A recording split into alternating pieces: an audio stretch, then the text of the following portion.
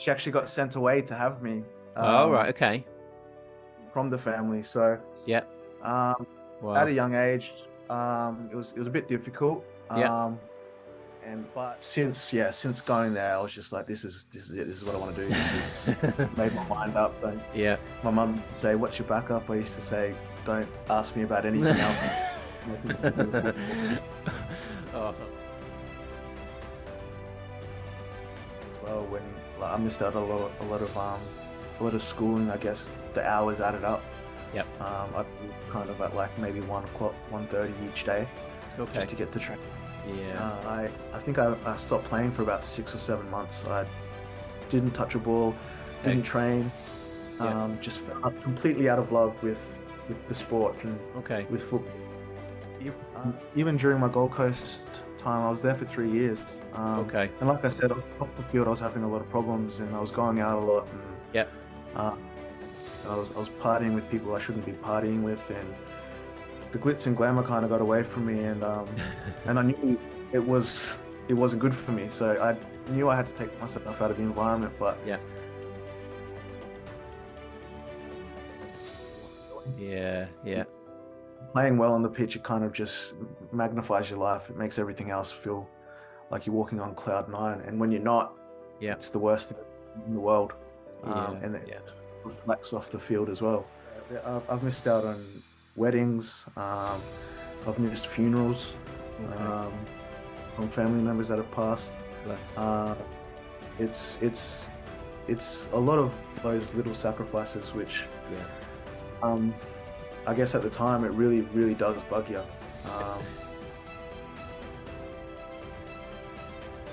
But it just got to a point where I knew deep down that it was just time to kind of retire, kind of hang up the boots.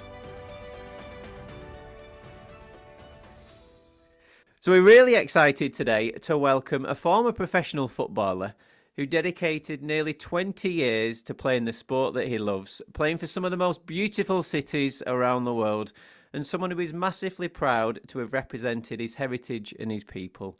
So it's with great pleasure to welcome Tahj Minniecon to the show to share his secrets and sacrifices of his professional football journey so far and much, much more. So Tahj, welcome to the show. Thanks for having me, Simon. How you going? No problem at all. Yeah, we're very good. Thank you very much. So, before we start the show, just so the listeners can get to know you a little bit better, my children have come up with 10 quick fire would you rather questions. And because you're a former professional footballer and Mason is a budding, hopeful professional footballer one day, we thought it'd be Yeah, quite fitting that Mason would ask the questions for you today. So, I'll pass sounds you good. over to Mason and he can start us off. Let's get it going. There we go. Would you rather game or read a book? Game, definitely. Would you rather win a million or earn a million? Oof. Earning it's a bit sweeter, but I'd probably take winning. Would you rather have a takeaway or eat out? Oh, depends on the day. Maybe takeaway, I think. I'm a bit of a homebody. Would you rather be too hot or too cold? Too cold, definitely. I don't like the heat. That's no good being in Australia. I know, and I was born up north as well. It's even hotter up there. Would you rather play for Ange Postecoglou or Pep Guardiola? I've played for Ange Postecoglou. Oh, have Um, since I have, I'll take Pep. you? Cool. Would you rather own a Ferrari or Lamborghini? A Lambo for sure. Would you rather do cardio or lift weights? Lift weights, definitely. I can't stand cardio. Would you rather explore space or the ocean? Oh, the ocean, I think. Yeah. Cool. Would you rather wear Nike or Adidas? Nike, definitely. Would you rather play alongside Kylian Mbappe or Erling Haaland? Wow. Maybe Haaland. Super. Thank you for those, mate. What incident? What's your kind of go-to game at the moment, Taj? Call of Duty. I've been Call of Duty since I was young, so Right. I still Okay. play Call of Duty. Oh, Yeah. are you into FIFA or any like the Yeah, Fortnite? yeah. Play Yeah. a bit of FIFA. Right. Play a bit of Fortnite as well. Yeah, bit of Right. everything really.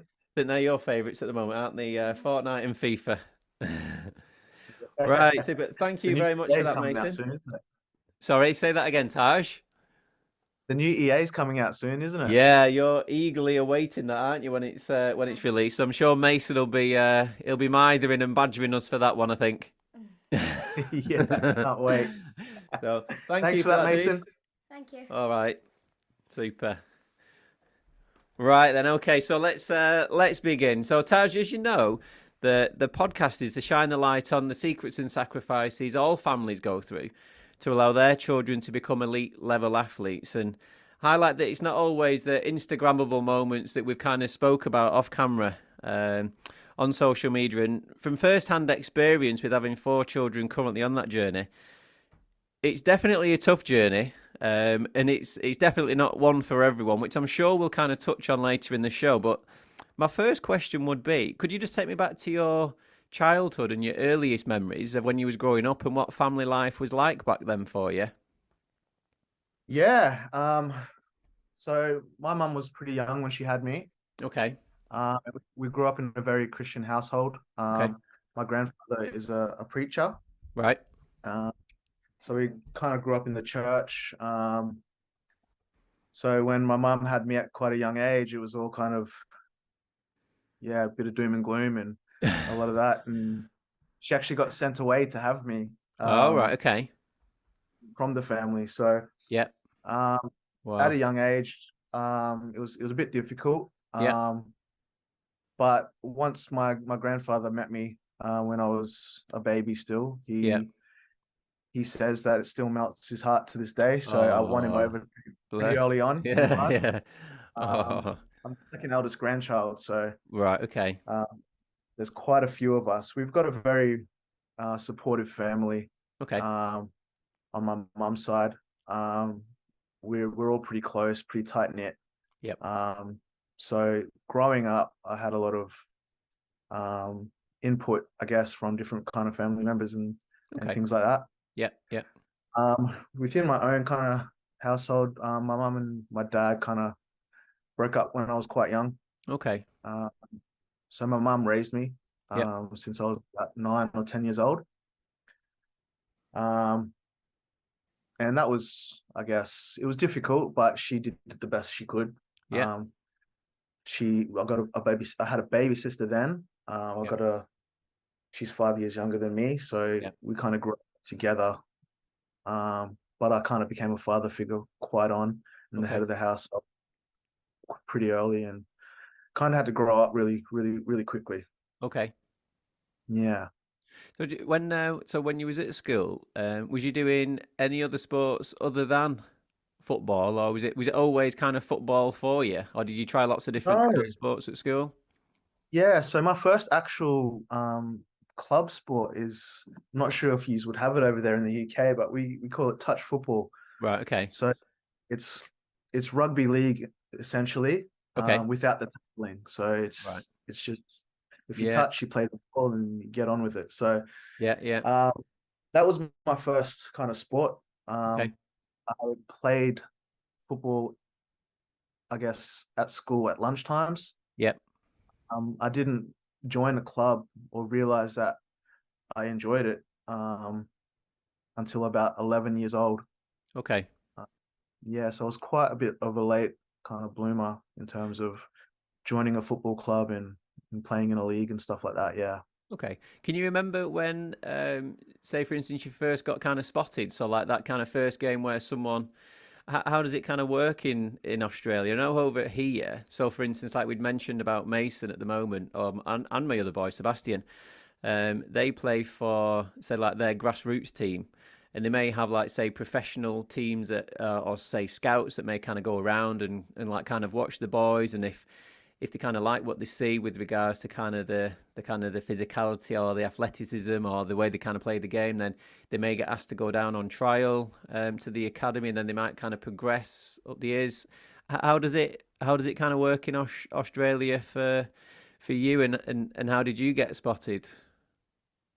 Um, yeah, so it's kind of all changed now. With the new oh, I guess it's new, the A League and all that. It's Yep. they've got academies and stuff now. Okay. But when I was growing up, we had kind of state run academies. Okay. So the highest level you could reach for my state in Queensland Yep. was the Queensland Academy of Sport. Okay. And that kind of kicks off when you're about 15, 16 years old. But in Okay. terms of representative teams, I think I got chosen my first representative team in under 12s. Okay. Played for the Brisbane team. Okay. Um, so yeah, I think looking back, it'd be probably under 12s. Yeah, Round about under 12s. Ah, right, okay. So then with that then, I mean like the process obviously does work in Australia from kind of professional footballers coming over, because I know obviously over here we've had like say Tim Cahill, we've had Harry Kewell, Mark Viduka, Mark Swartz, who's all played in like kind of the Premier League. So the yeah, process of say finding the talent in Australia and then them kind of coming over to say like the UK and coming into say like the Premier League definitely kind of works. And is it something whereby there's is there kind of like scouts in like say Australia when you're kind of playing in like the like kind of the lower leagues and then kind of progressing into like kind of the A leagues, and how does it? yeah. I think so. I when I was 15, Yeah. I actually attended Blackburn Rovers Academy. Oh wow. So they kind Okay. of scouted me from, I don't know, I'm not too sure how, but Yeah. they paid for everything for me to go over to Blackburn Wow. when I was 15. Okay. I was about a month or 4 to 6 weeks um, in the academy. Cool. Uh, they wanted to sign me, but because of my heritage and the way that passports and Yeah. all of that kind of works, it was way too difficult for me Right. to do until I was 18. Okay. So that, I guess, fell to the side. Yeah. Uh, but that was my first initial kind of um, experience in being scouted, I guess. Wow. Okay. Yeah, it happened all really quickly. I only been playing for about 4 years, and Yeah. I joined some local club called Queensland Lions, who later on kind of became the Brisbane Roar. Yeah. Um, and they had a link with Blackburn Rovers. Right. Okay. Uh, so yeah, I went over to Blackburn when I was 15, and I had that experience of being in that academy kind of Yeah. light, and it's a different world over there back in Yeah. the day, Yeah. Yeah. from what I had experienced here in Australia. They Right. were Okay. living in Brisbane football, which is what we want to be doing over here, but it's just different. Yeah, we go to Yeah. school and then kind of make our way to the training sessions, and it's just not really as full on as you'd like it to be. Yeah, right. Okay. Well, that's one of the teams that Mason was on trial for. So he was on trial for he's about 4 or 5 weeks there. Unfortunately, at the end of his trial, his kind of journey came to an end, really. Yeah, And again, that yeah, was one of the reasons, like we'd spoke about, that we wanted to try and do the podcast and just to try and shine the light on the, like we said at the start, it's not always those Instagrammable moments that you kind of see. I mean, like in football, for instance, it's very unusual if you kind of start at one team and you kind of end up at that team when you've kind of made it through. There's not many kind of players that you can kind of think of that have done that. I know when we've had numerous guests on and like numerous footballers, and if you look at the record of achievements that they've got, they've probably played for like say 10, 11, 12 different teams. So it is a real kind of tough journey.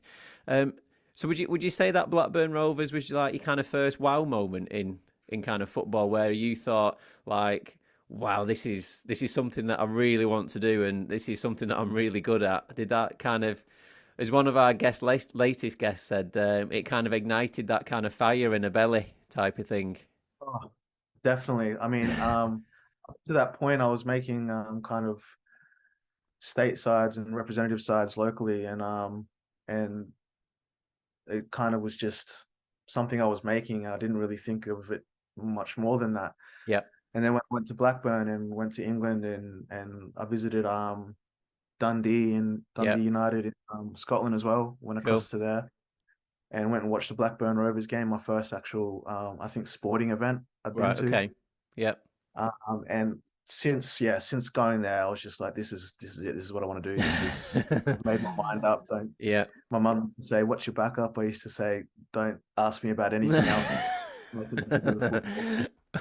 Oh, bless. Okay, so my boys have asked me to ask you one more kind of question on that football side. So at the moment, they're just getting introduced to kind of diet plans, different like kind of S&C, so like their kind of strength and conditioning. It's getting all a little bit more kind of professional now.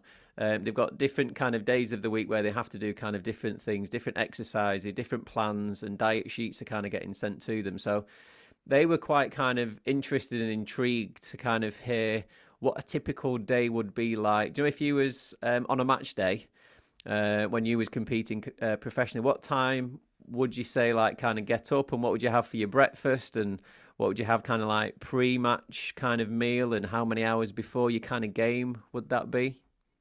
Yeah. So when I was playing professionally here in Australia, Yep. um, I guess the most professional place I've ever been at would be at Western Sydney Wanderers, Yeah. and the Okay. coach was Tony Popovich. Right. Okay. Um, so he played at Crystal Palace and things like Yeah. that. He was Yeah. quite a big name. And he was really full on. So if it was a away game, you'd be up at 8 o'clock, Okay. having breakfast.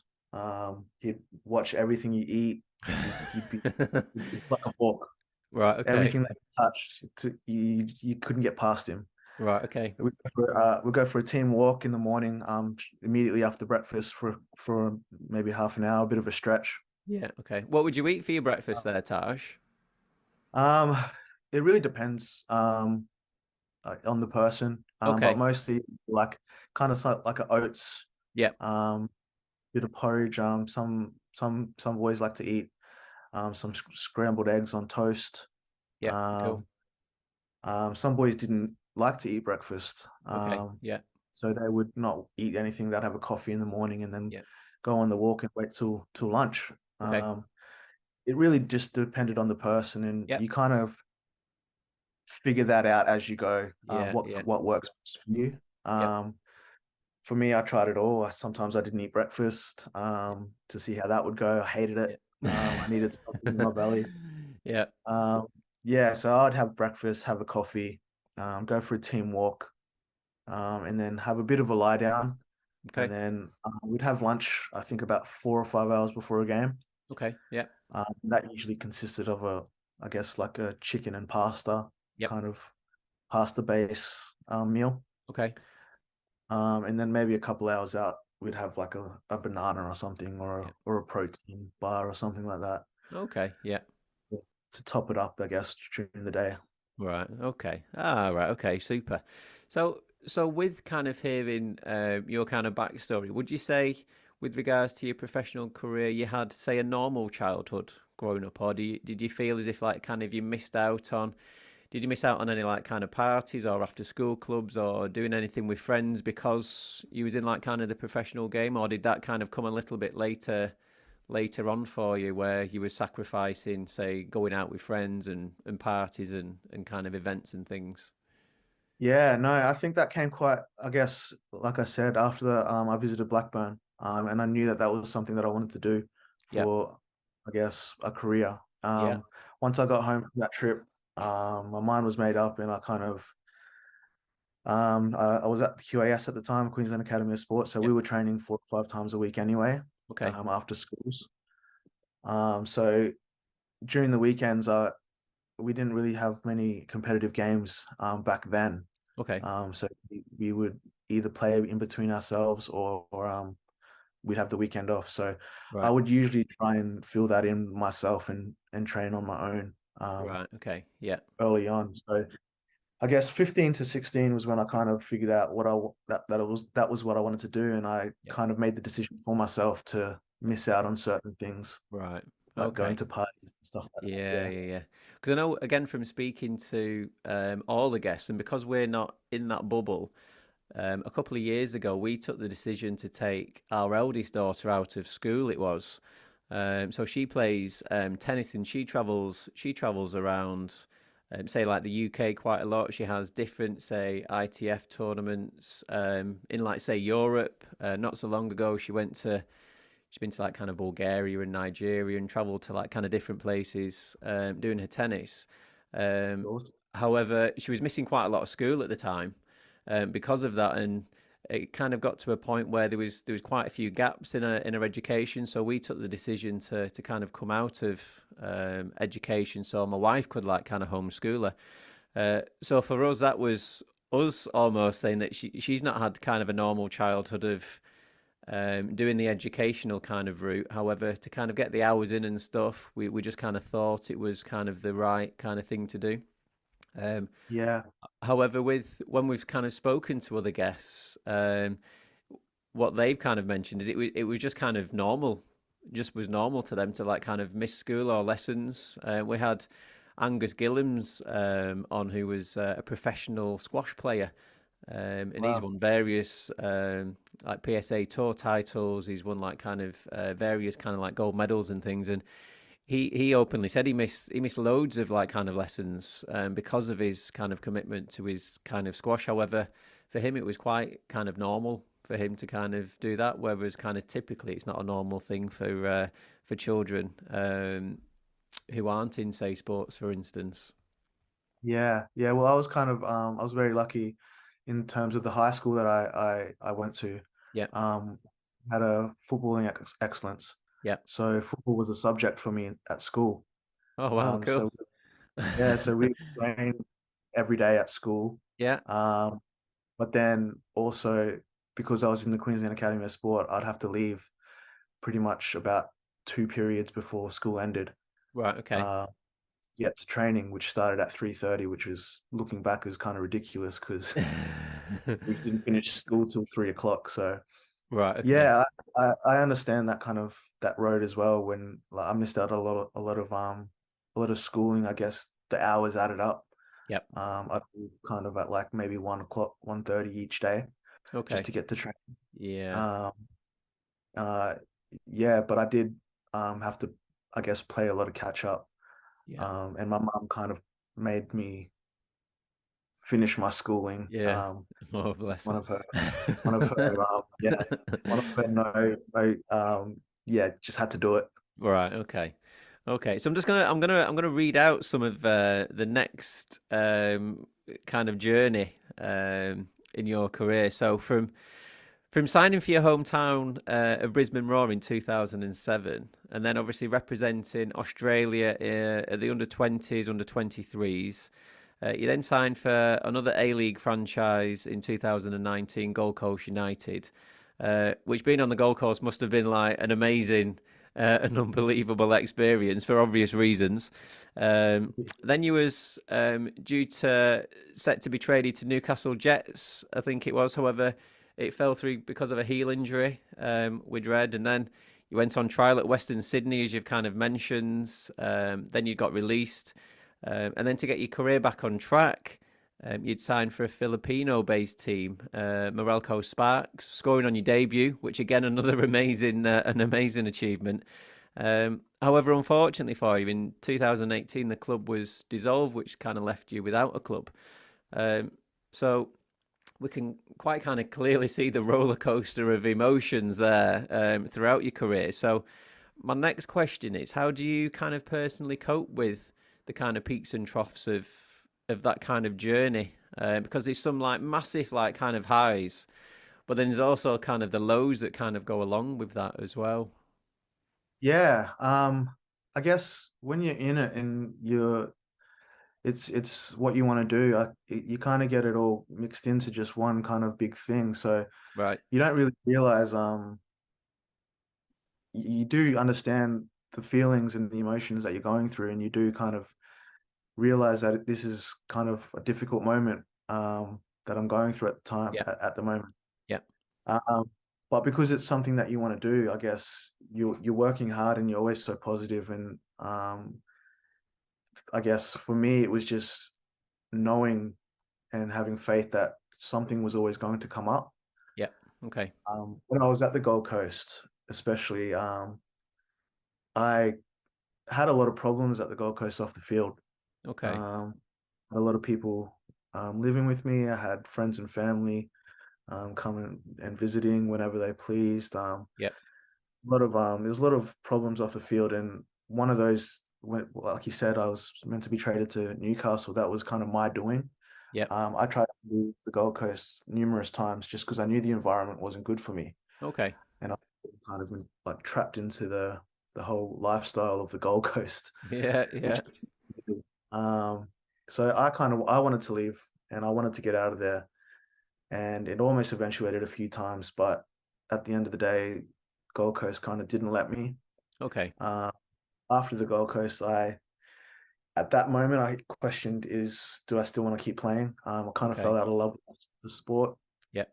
Uh, Ended up realizing that like I still kind of want to see what I can do, and went to Sydney and Yep. trialed at Western Sydney. Okay. Uh, I was overweight. I was not confident. Um, but Popper was the coach and Ante Milicic was the assistant coach at the time. And he played for the Socceroos. I played with him at Brisbane Roar. Right. Okay. So he knew me quite well and he vouched for me and they took a chance on me. And that was unreal. My time at Western Sydney was kind of what made me a professional Right. Okay. uh, back. And then I got released from Western Sydney. I had a lot of injuries there as well. And at that moment again, I think I stopped playing for about 6 or 7 months. I didn't touch a ball, Okay. didn't train, Yep. just felt completely out of love with the sport and Okay. with football. Um, and then an old mate, Kaz Patafta, he's currently the CEO at Brisbane Roar now. Ah. Right. Okay. Uh, Wow. Okay. yeah, and he was a good young player as well, whose Okay. career ended quite early as well. He called me up and he was an agent at the time and said, "Listen, do you want to go to the Philippines? There's a team that's wanting to sign you." Yep. I looked around. I said, "Can I get back to you?" I called him back that night and I was like, "Listen, Kaz, I'm not doing anything. Yep. I'll go over. Like Wow. I'm ready to take Yep. another shot at this and see where it takes me." Yeah. Yeah. Yeah. So you don't really, I guess, you don't really understand until it's you're looking back on the journey, the Yep. difficult times. Yeah. Yeah. Um, like I think any footballer or any athlete in general will tell you that they've been through depression. Yeah. Yeah. They've been through tough times. They've been through um, so much negative stuff, but Yeah. it's always those little positive moments in a career that always seem to outshine everything else. Yeah, definitely. I know we've had quite a number of guests on now, and some of them have quite openly spoke about like the mental health kind of side of it, of the sport. And we had Jory Davis on, so she's a professional WNBA player, and she spoke about when she'd been drafted, and before official kind of practice had actually started, she got cut.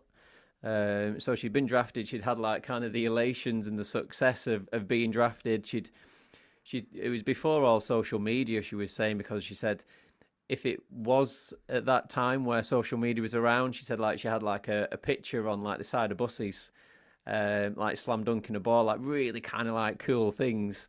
However, before she went to kind of practice, she got cut, and she said quite openly for the moments like after that for the first kind of couple of days, she said she probably was kind of depressed because that was her dream to kind of play. She'd travelled so many different places and spent so many kind of hours and kind of weeks and days and months kind of building up to that, and it got taken away from her straight away. And we had like Manny Onarise on, who he started his career at West Ham United. He was playing under Sam Allardyce, it was at the time. He was in the youth team. They did a pre-season. He played like amazing and like really kind of shone out. So they bumped him up into like kind of the first team squad. He was on the bench against Arsenal. And Yeah. then unfortunately Sam Allardyce left the club. Slaven Bilic came in, and then bumped Mane down to like the youth team again. And he said again him experiencing that it almost took his dream away from him because he thought he was there. He was in that like kind of bubble.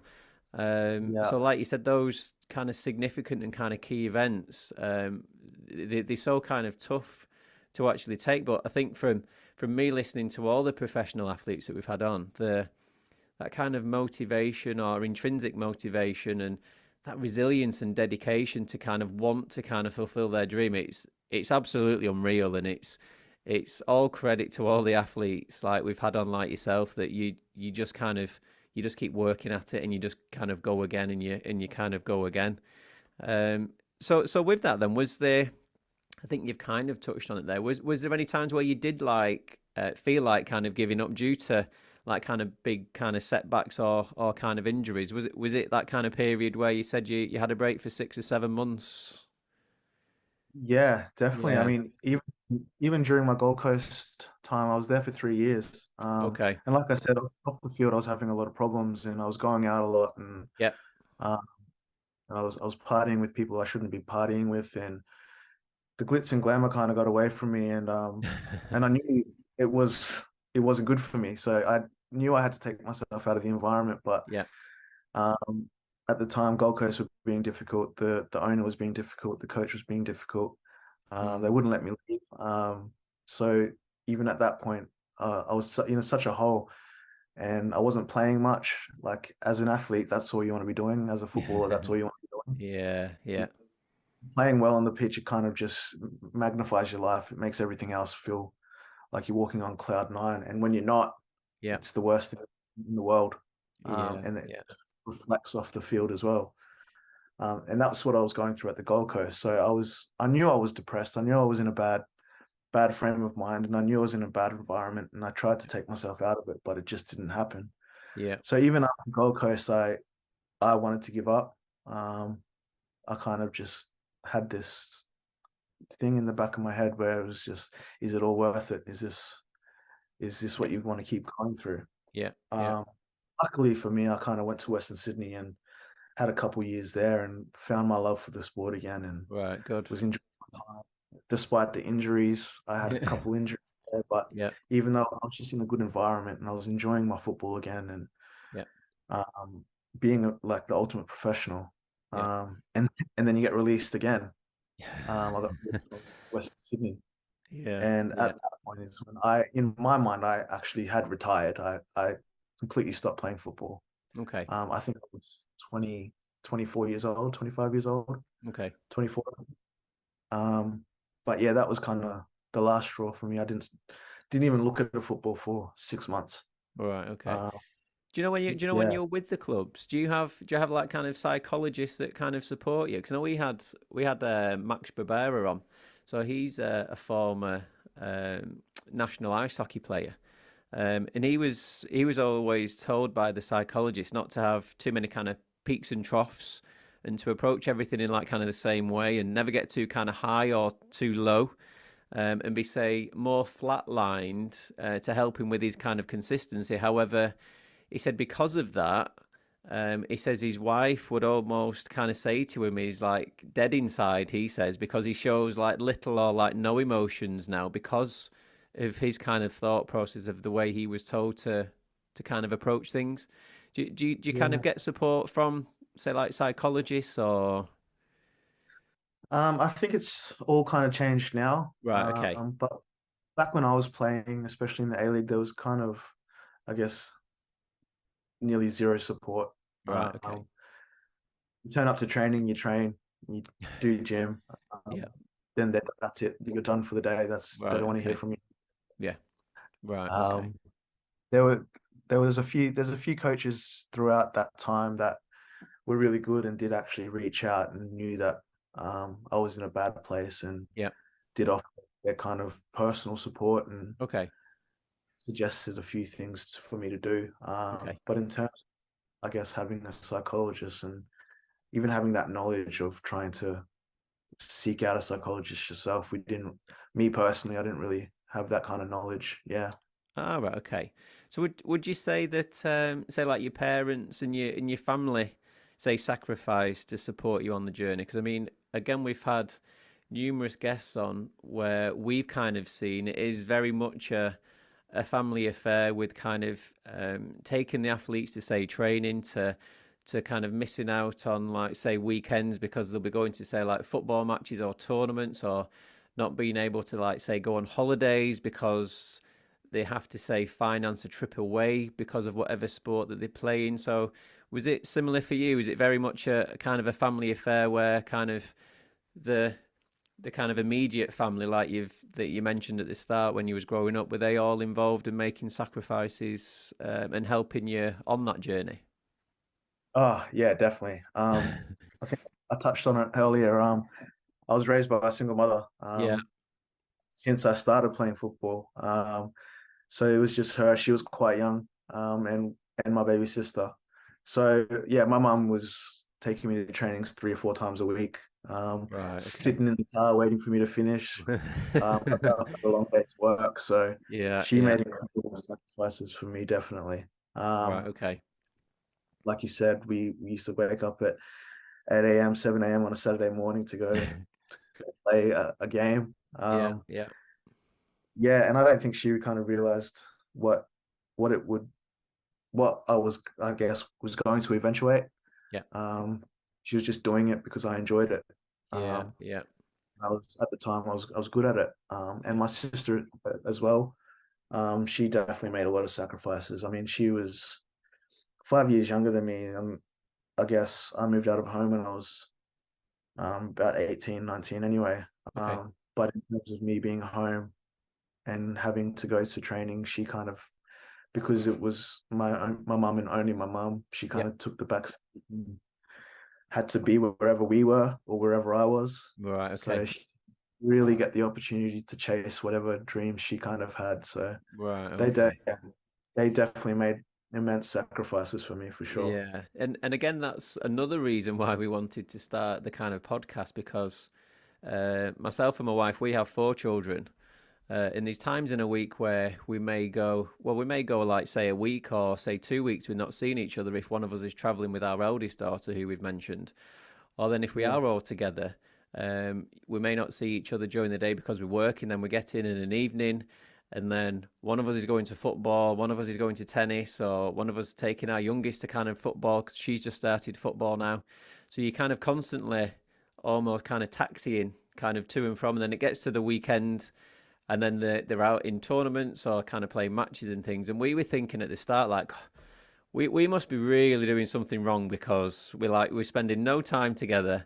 We're not able yeah, to kind of go out and do other things. However, again, from speaking to people like yourself, and again, because it's not our kind of background, it's been so kind of helpful for us as a family personally to kind of hear the stories from other athletes. And it's almost a bit of peace of mind, really, that this is the journey that all families have to go through, really, if they're wanting to kind of support their children on this journey. And again, it's not something that is kind of seen, how much kind of families and the athletes actually sacrifice to get them to the top. Like we've said before, it is that Instagrammable moment, isn't it? That kind of people see. They don't see all the hours, the days, weeks, and months and years of kind of sacrifice in the training and everything that goes with it. So would there be like one specific kind of biggest sacrifice that you've kind of made? I mean, again, touching on Max Brabara, the ice hockey player,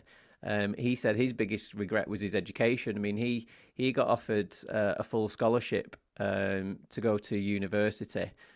However, at the time, he'd been offered a full time contract with a professional ice hockey team, so he decided to take that opportunity and follow his dream. And he said, unfortunately for him now, in his early, say, 40s, he's only just kind of going back and like kind of getting his education. So he said his education was probably his biggest sacrifice. And then again, we've had Angus Gillams on. He was a professional Great British squash player.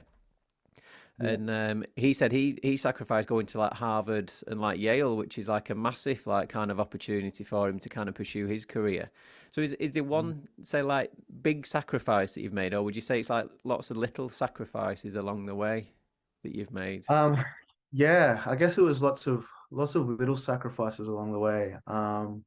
Especially when you do, I guess when I became a professional and it was 24/7, had to be switched on like Yeah, the entire time, even during off season and things like yeah, that. I guess it was, yeah, I've missed out on weddings. I've missed funerals Okay. um, from family members that have passed. Bless. Uh, it's it's it's a lot of those little sacrifices, which Yeah. um, I guess at the time it really, really does bug you. And even more so when you finish and you Yeah. look back and think, I could have attended these kind of things, especially, I mean, the funerals and things like that. Yeah. Yeah. There have been quite a few that I missed. Either I was overseas or I was in Sydney or Yeah. Okay. somewhere again, commitment. Yeah, it's hard. It's really, really, it's not easy at all. Yeah. So with that then, with regards to this say journey, both positive and negative that you've kind of had, would you say that climbing the mountain has been worth the view for you whilst on your journey? Yeah, yeah, I had a lot of time to reflect on it. When like you said, when I moved back from the Philippines, Yeah.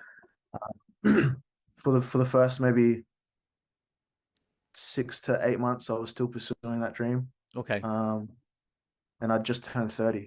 So I was still able to play and I was still able to push. I was training every day. My mind was in a different kind of mindset. I was being professional Yeah. about things. I was training. But it just got to a point where I knew deep down that it was just time to kind of retire, kind of hang Okay. up the boots, Yeah. and call it a day. And from that time, I took 2 years off. I didn't Okay. do anything. Yeah.